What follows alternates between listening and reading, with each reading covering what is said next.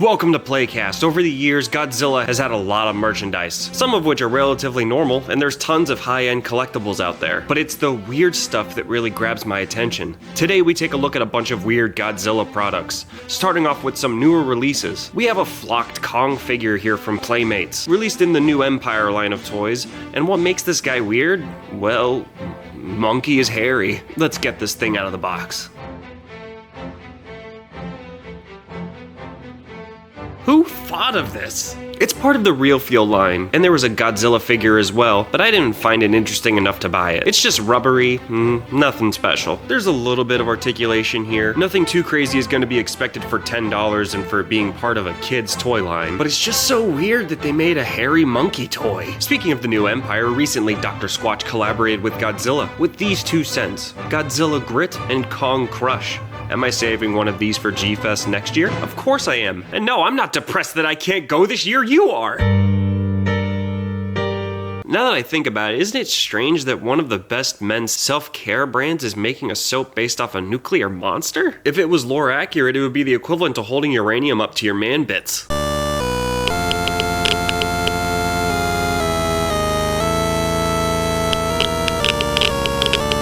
In the name of science!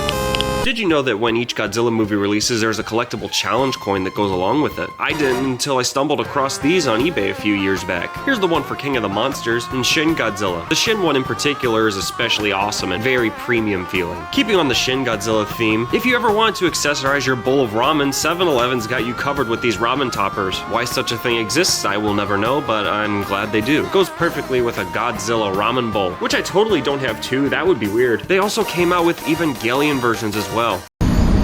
Moving on to a theme park in Awaji Island, Japan. Here you can fulfill your lifelong fantasy of being vored by none other than Shin Godzilla. Don't look up what voring is. There's a zipline that takes you straight through its mouth and you can blast away at some Godzilla cells as well as go in a Godzilla museum. Please, Toho, fly me out there, I'll die happy. Anyways, you can walk away with this very unique replica of the main attraction. It's the only soft vinyl Godzilla in my collection at the moment. It's just a very unique and stunning piece. But there's a whole lot more than just that, because Universal Japan has a strong relationship with Godzilla, with several attractions from over the years, and if you ever wanted to see two worlds collide or one world consume the other, they have a tin where Shin Godzilla is gnawing on the universal globe. That art is also featured on a little thermos as well. The world is obsessed with popcorn buckets at the moment, and Godzilla got in on that craze. Not only that, they crossed over with Evangelion with a Kiryu EVA Unit 1 popcorn bucket, featuring an opening jaw with some glorious detail inside. But that's not all. This collab went on for a long time, and you can build your own EVA Kiryu figure. This was such a time-consuming build, but it's pretty good quality with some fantastic articulation. And if you wanted to treat your ears, you can pop in the Godzilla Evangelion live concert crossover. EVA is another one with some insane crossovers in general. Check out my video on the Evangelion McDonald's collab if you want to see more. I'll link it below. Consume. Consume. Consume.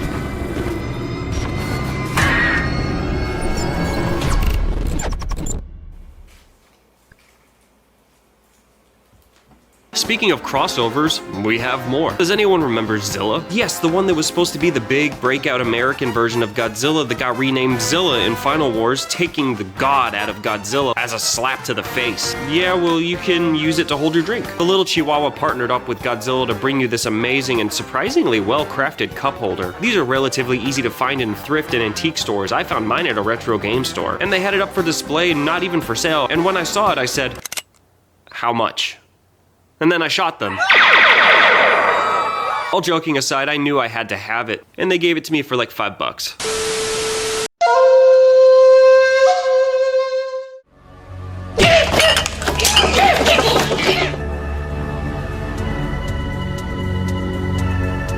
Only those who are worthy can master the hydration technique.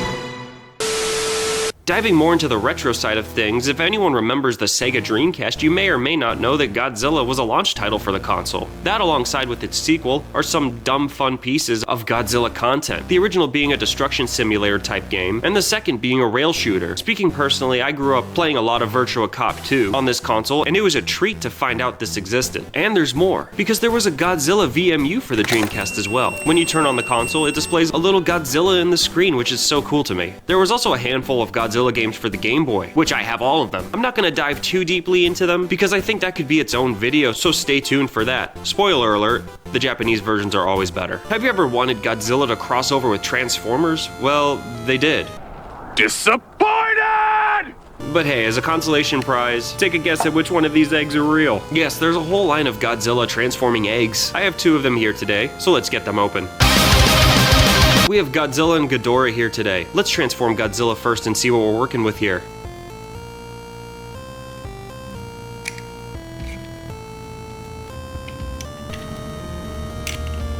The transformation is satisfying with some limited articulation. It's a unique, fun little desk toy. Now let's see Ghidorah.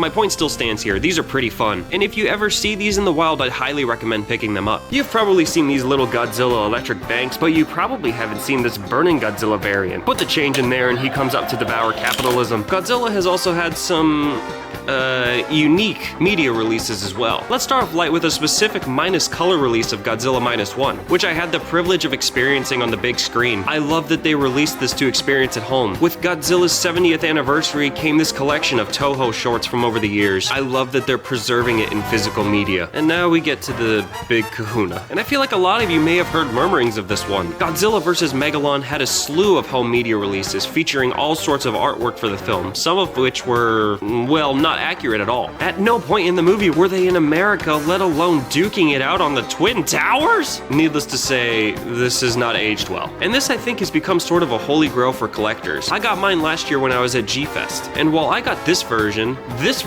was in the hands of the person right next to me. Me and my brother looked at each other with pure rage in our eyes as we contemplated jumping this guy for it, but we calmed down and accepted our consolation prize. Also at G-Fest were some amazing fan creations, including this handmade Orga statue. It has a very unique paint scheme and almost Chiba-fied design. It is a favorite in my collection, and that's a good piece of advice that I could give. If you're ever on the hunt for any of this stuff, check out G-Fest. It's such a unique convention, and I'll never forget my time there. Godzilla can be taken seriously and mean something with impactful messages, but it can also be used to make some unique and dumb shit. Is there any weird Godzilla stuff in your collection? Let me know in the comments below, and well, that's all for today.